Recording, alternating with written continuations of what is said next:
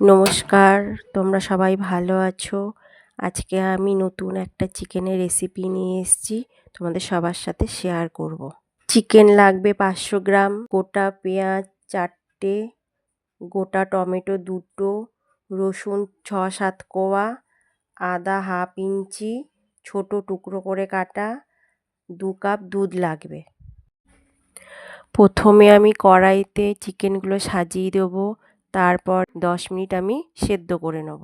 10 minute পর আমি চিকেনগুলো দুধের থেকে তুলে নেব, নিয়ে টমেটোর খোসাগুলো ছাড়িয়ে ওগুলো মিক্সিতে দিয়ে 1 চামচ গোটা জিরে, 1 চামচ গোটা ধনে এবার ভালো করে ওটা পেস্ট করে নেব। কড়াইটা ভালো করে গরম করে ওর মধ্যে 4 চামচ সর্ষের তেল, 2 তেজপাতা, গোটা গরম মশলা, এরপরে একটা বড় কুচনো পেঁয়াজ দিয়ে আর একটু ভালো করে ভেজে নেব।